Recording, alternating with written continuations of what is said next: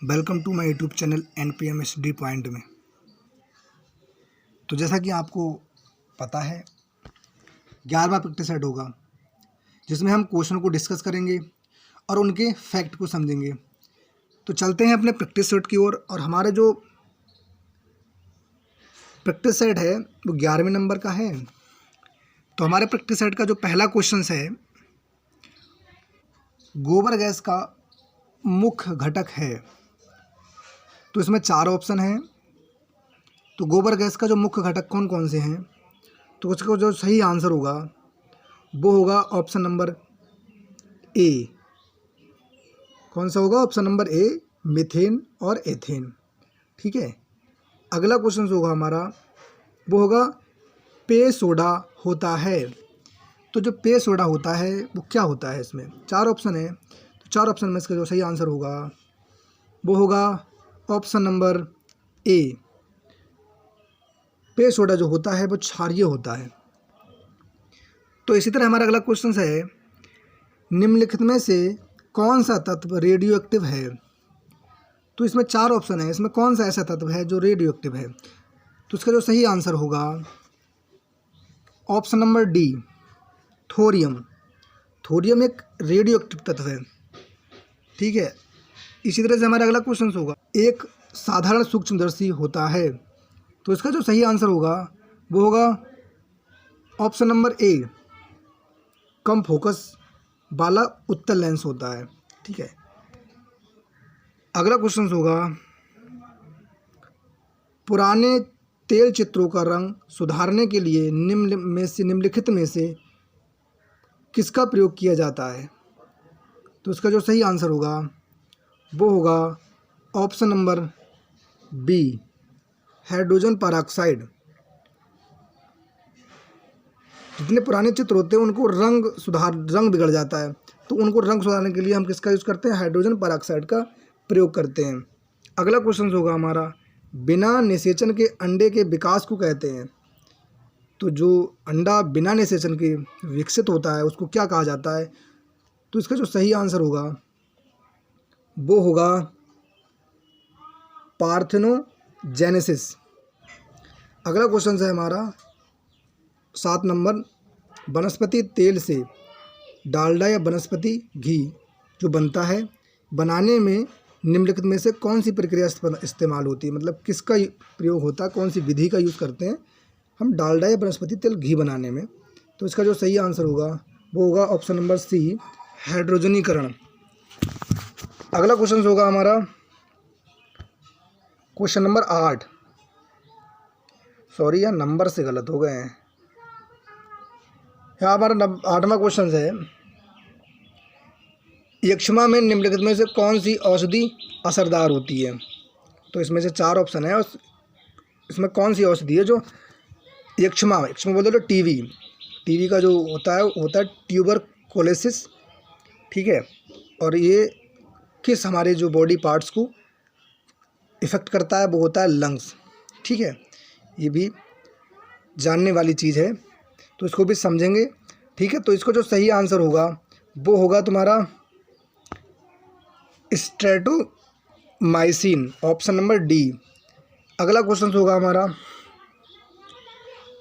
खराब गुर्दा वाले रोगियों का प्रयुक्त डायलिसिस प्रक्रिया किस सिद्धांत पर काम करती है?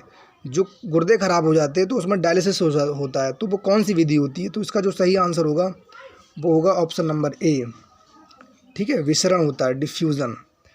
अगला क्वेश्चन होता है हमारा, भारत में पंचवर्षीय योजना का अनुमोदन करने वाला सर्वोच्च निकाय कौन सा है? जो पंचवर्षीय योजना होती हैं उनका अनुमोदन कौन सा निकाय करता है? तो इसका जो सही आंसर होगा वो होगा ऑप्शन नंबर बी, राष्ट्रीय विकास परिषद। इसी तरह से हमारा अगला क्वेश्चन होगा, किसी उद्यमी का सबसे महत्वपूर्ण कार्य कौन सा होता है? ठीक है। जो उद्यमी होता है, वर्क करने वाला, उसका सबसे महत्वपूर्ण कार्य कौन सा होता है? तो उसका जो सही आंसर होगा वो होगा ऑप्शन नंबर डी, जोखिम उठाना। जोखिम उठाना उसका एक महत्वपूर्ण वर्क होता है उद्यमी का। ठीक है। उसी तरह से हमारा अगला क्वेश्चन है, एकाधिकारी प्रतियोगिता की एक अनिवार्य शर्त है। तो जिसका सही आंसर होगा वो होगा ऑप्शन नंबर सी, उत्पाद विभेदीकरण। और अगला क्वेश्चन है, लासेफेयर अर्थव्यवस्था में, तो इसके 4 ऑप्शन दिए रखे हैं। तो इसका जो चारों ऑप्शन देखें आप, यहाँ तक देखेगा, तो आंसर होगा वो होगा option number B, option number B. बाजार में मांग और आपूर्ति बलों के मुक्त रूप से काम करने में सरकार हस्तक्षेप नहीं करती, वही होता है लासेफेयर अर्थव्यवस्था। अगला क्वेश्चन है हमारा, निम्नलिखित में से कौन सा समूह केंद्रीय कर से संबंधित है। तो इसमें समूह दे रखा है, जो कर दे रखे हैं, उनमें एक ऐसा समूह है जो सेंट्रल गवर्नमेंट लगाती है। तो इसका जो सही आंसर होगा, इसका सही आंसर जो होगा वो होगा ऑप्शन नंबर बी, उत्पाद शुल्क, सीमा शुल्क तथा आयकर। ये कौन से गवर्नमेंट लगाती है? सेंट्रल गवर्नमेंट के कर हैं। ठीक है, अगला क्वेश्चन है हमारा, एशिया में वनोन्मूलन का मुख्य कारण है। ठीक है, वनों की कमी का क्या कारण है? ठीक है, पूरी एशिया के यहाँ पे दे रखा है। तो इसका जो सही आंसर होगा वो होगा ऑप्शन नंबर बी, अत्यधिक मृदा अपरदन। जो मृदा अपरदन होता है उससे क्या होता है, वन कम होते चले जा रहे हैं, मिट्टी कटती है और जो पेड़ होते हैं वो बह जाते हैं, ढह जाते हैं, ख़त्म हो जाते हैं। हमारा अगला क्वेश्चन है, इको मार्क चिन्ह किससे संबंधित है? तो इको मार्क जो चिन्ह होता है उसका संबंध किससे है? इसमें सही आंसर जो हमारा होगा, उसका सही आंसर जो होगा वो होगा ऑप्शन नंबर बी, पर्यावरण के लिए सुरक्षित जो वस्तु होती हैं उनके लिए, जो इन्वायरमेंट होता है उसके लिए जो लाभ पहुंचाने वाली जो भी वस्तु होती है वो उसको इंगित करती हैं इको मार्क। इसी तरह से हमारा अगला क्वेश्चन है, काटो और जलाओ कृषि नाम दिया गया है, मतलब किसके लिए नाम दिया गया है काटो और जलाओ? तो इसका जो सही आंसर होगा ऑप्शन नंबर डी, झूम खेती। अगला क्वेश्चन होगा हमारा, गोफर उपयोगी होता है, तो गोफर किसके लिए उपयोगी होता है? तो इसका सही आंसर जो होगा वो होगा ऑप्शन नंबर डी, सूचनाओं को स्थानीयकृत करने में इसका उपयोग होता है गोफर का। अगला क्वेश्चन है हमारा, क्वेश्चन नंबर है last, a theory of justice को लिखा है, किसने लिखा? ये पुस्तक है अ थ्योरी ऑफ जस्टिस, ये किसके द्वारा लिखी गई है?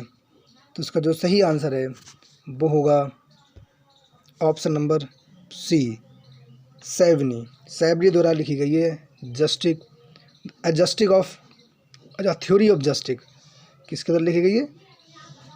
सैवनी के द्वारा लिखी गई है अ थ्योरी ऑफ जस्टिस। तो ये थे हमारे आज के क्वेश्चंस जो आपके जो भी एग्ज़ाम हैं उनकी दृष्टि से बहुत ही महत्वपूर्ण हैं। तो इनको आप पढ़िएगा। तो कैसे लगे आज के क्वेश्चंस कमेंट में बताइए, और वीडियो को लाइक करें, शेयर करें और सब्सक्राइब करें। Thank you.